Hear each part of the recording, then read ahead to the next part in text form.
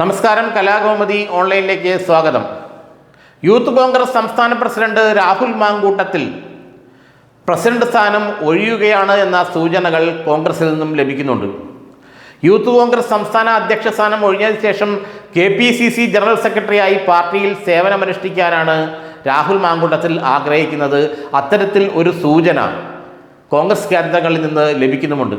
രാഹുൽ മാങ്കൂട്ടത്തിന് പകരം അബിൻ വർക്കി, യൂത്ത് കോൺഗ്രസ് സംസ്ഥാന vice president Abin Varkey youth Congress സംസ്ഥാന അധ്യക്ഷനാകുമെന്നാണ് ഇപ്പോൾ ലഭിക്കുന്ന സൂചന.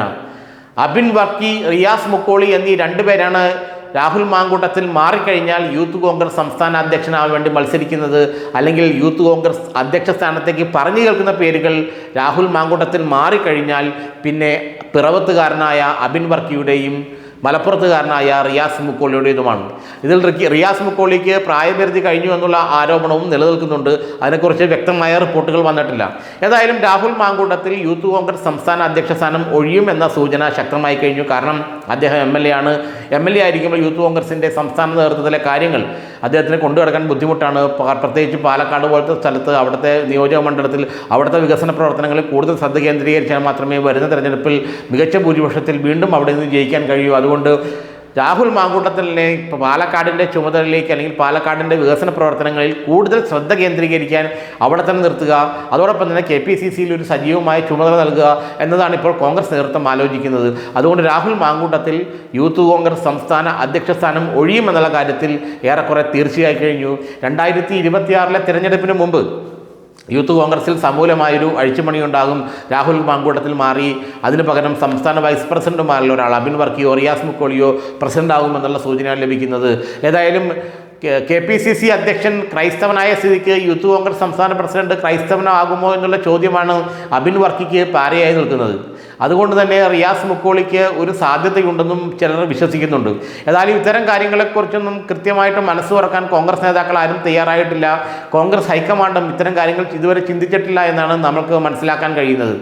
യൂത്ത് കോൺഗ്രസിലുള്ള അഴിച്ചുപണി അനിവാര്യമാണെന്ന് പാർട്ടി നേതാക്കൾ പലരും പറഞ്ഞു കഴിഞ്ഞു. കാരണം രാഹുൽ മാങ്കൂട്ടത്തിൽ പ്രസിഡന്റായി, അതിനുശേഷം MLA ആയി, ഇത്ര നാളായിട്ടും LDF സർക്കാരിനെതിരെ കാര്യമായ ഒരു സമര പരിപാടികളിലേക്ക് കടക്കാൻ യൂത്ത് കോൺഗ്രസ് സംസ്ഥാന നേതൃത്വത്തിന് കഴിഞ്ഞിട്ടില്ല. കാരണം വരുന്ന ഒരു 10 മാസത്തിനുള്ളിൽ നിയമസഭാ തിരഞ്ഞെടുപ്പ് ഉണ്ടാകാൻ പോവുകയാണ്. അപ്പോൾ ഫുൾ ടൈം ശ്രദ്ധിക്കുന്ന, മുഴുവൻ സമയവും യൂത്ത് കോൺഗ്രസിൽ ശ്രദ്ധിക്കുന്ന ഒരു നേതാവ് യൂത്ത് കോൺഗ്രസിൻ്റെ സംസ്ഥാന പ്രസിഡന്റ് ആയാൽ മാത്രമേ സമരപരിപാടികളുമായിട്ടും ഇടതു സർക്കാരിനെതിരെയുള്ള സമര പരിപാടികളുമായിട്ടൊക്കെ മുന്നോട്ട് പോകാൻ കഴിയുള്ളൂ എന്നാണ് കോൺഗ്രസ് നേതൃത്വം പറയുന്നത്. രാഹുൽ മാങ്കൂട്ടത്തിൽ MLA ആയതുകൊണ്ട് അദ്ദേഹത്തിന് പാലക്കാട്ടെ കാര്യങ്ങൾ കൂടുതൽ ശ്രദ്ധിക്കേണ്ടി വരുന്നു എന്നുള്ളതുകൊണ്ട് സംസ്ഥാന തലത്തിൽ ഓടിയെത്തി കാര്യങ്ങൾ നടപ്പിലാക്കാൻ അദ്ദേഹത്തിന് പറ്റുന്നില്ല.